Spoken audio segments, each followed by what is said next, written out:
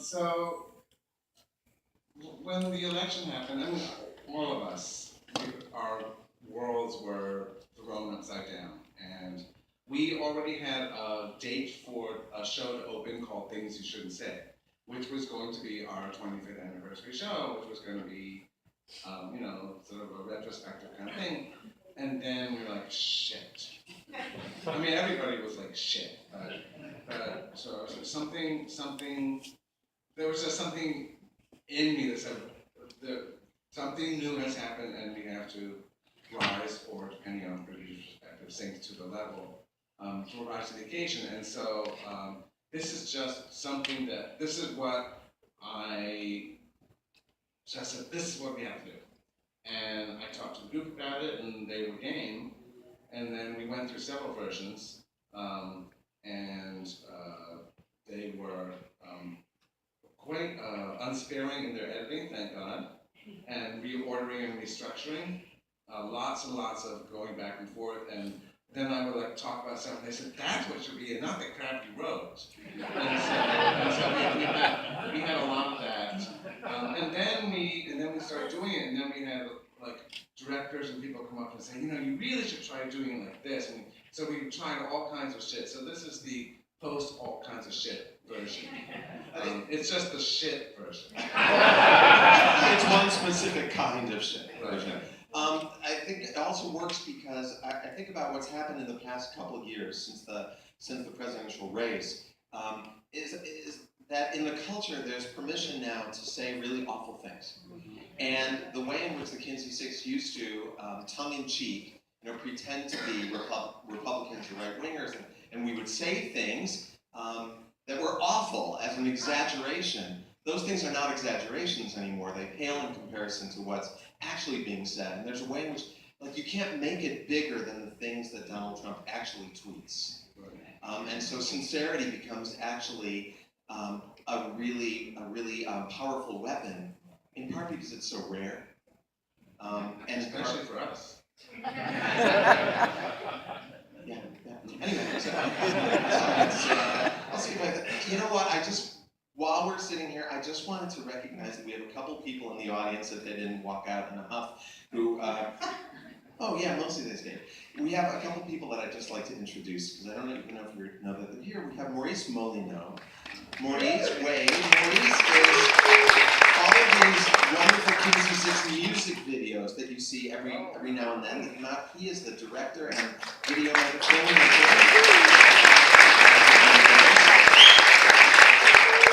And I would also like to introduce the wonderful Danny Shea, who is here. Maybe he left in a huff. He had it. Yeah, okay. Anyways, I don't tell you who he was. No, Danny was, we brought him in to direct us. One of the things about the Kinsey Sicks, the four-member Kinsey Sicks, especially in the early years, I'll get that, is that working with, the Kinsey Sicks work generally with four directors. And there was one time we were moving into a show early on at New Conservatory Theater, and four directors was just not going to work anymore. And so we asked Danny to come in and direct us. Does the audience know what four directors mean? Oh, yeah. Right. So it's a lot of giving each other notes that no one else agrees with.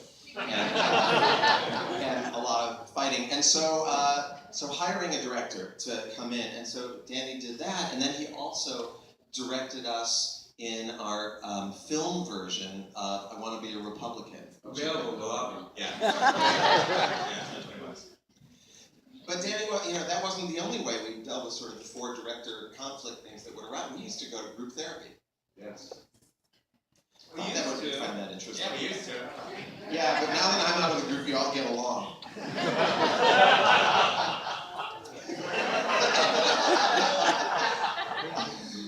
Was there a joke?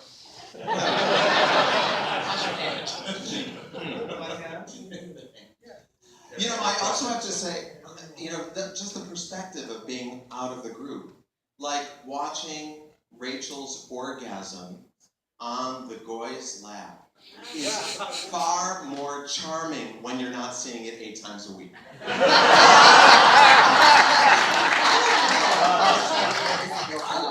I really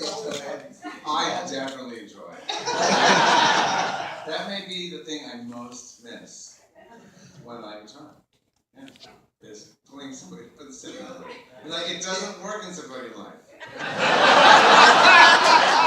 Trust me. Let me just ask, like, what is for each of you? What is the thing that you get to do on stage that you most enjoy having the chance to do? I love getting to react to whatever the other characters do. Because there's a lot of, I love delivering like the lines that I have. I love that I get to say some of the most ridiculous things because I'm simple-minded. But really, finding ways in how I would react to the different things that they are doing and saying is one of my favorite things. That's my like playtime that they don't know about. We used to joke about the Kinsey Sicks emotional arc that looked like this.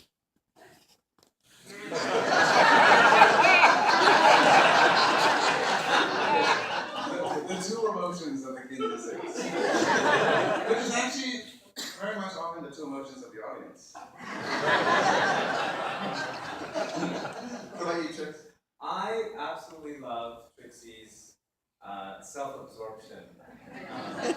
When I've been an actor in other performances, some directors and other actors have told me that I, as an actor, am a very generous actor, but here on stage I get to be a very ungenerous actor and just steal spotlights all the time, and I just think that's so delicious. I mean, to be that selfish and be allowed to be that selfish. And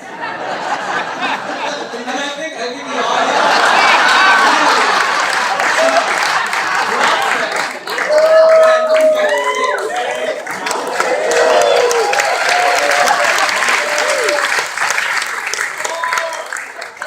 So here's the secret. We've had to force Jeff to do that. It was like it was only recently that we convinced you that it's okay to bow when there's no applause. Yeah, and like it didn't come naturally because you are a very generous person. You're not a hon. And so we're like, well, it wouldn't. I am a hog in other ways. I'm talking about Dave. For Trixie. And the one that you do in this show, the pivot that you do after Rachel's enormous moving speech and the standing ovation that goes with it, for you to get up and say the compassion and the empathy displayed on my face during that interminable monologue has got to be one of the most frightening lines I could imagine. But when we first came up with it, it was a terrifying thing to do. Because what used to happen is that we would have an intermission immediately after that monologue. And so the audience would sit with that intensity. And we would sit back and that would make them buy more booze in the concession stand. It's good for business. And then we decided to have it all in one act and have Trixie turn it. And we have been doing the show for several weeks in the other way. And the first time we did it, I was like, oh my God, they're going to hate me. Because I was just so used to everyone feeling this incredible compassion for what was just said. And how do you turn that? And it turned out to be one of the most delicious moments in the show. I successfully did it. Oh, to discover they only hate you for other reasons. That's great. Nathan, Winnie, what about you? Well, I would say that I get to be a little snarky and get away with it. But Nathan's pretty snarky too. So I don't know. Well, my Winnie's a little snarkier than your Winnie too, I think. And so that's a lot of fun to play with. But also the fun part is also playing with like just the sweetness and just sheer on the edge of panic on keeping this damn train going. It's such a fun thing to do. Yeah, that's the piece of the Winnie arc, which is the keeping everything from just going to shit. Yeah. I'm duct tape is what I am. And Rachel, anything besides grabbing people from the audience? Yeah, I'd say one of the things I love is that is writing as we're performing. So some of it is just improv. There's shit I said today I've never said before, and I love having the freedom to do that. and that we're constantly going back and, like, there were some lines today that weren't there last night, and there were some lines that were last night, which didn't work. And so having the ability to constantly create and constantly say what's going to work, and that's such a privilege. And I'm also delivering the monologue for me is it's hard. It's hard to do, but it also means so much to me. So being able to do it, and now, you know, for the first X number of times, many times, I was just filled with panic. About whether the audience would, how the audience would respond, and B, whether I would remember it. And now I'm able to just sort of live there with it, and it feels so meaningful to me. So those are very different things, and that range of differentness is what I love about Kinsey Sicks. You're retiring. Yes. Next summer. This is the farewell tour. Yes. Exactly. How do you plan to celebrate the farewell tour? How do you plan to make it not about Tracy, but about you? By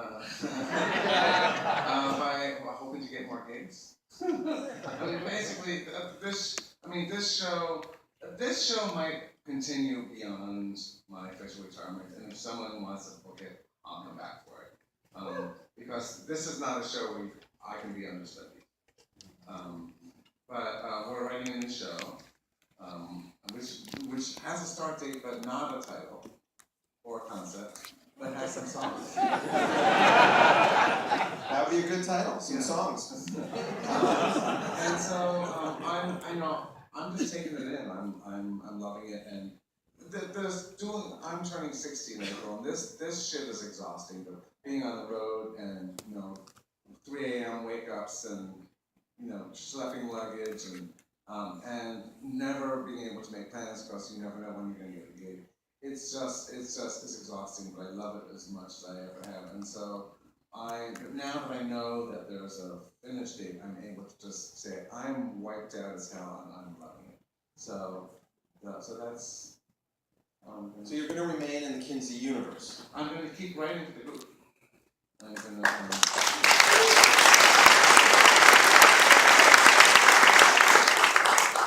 and there'll sort of be some kind of like annoying old sage. I'm not referring to the kind of stuff you burn on. But I call myself Bette Midler. So I'll be like pontificating. I want to know. Last time we didn't get to it.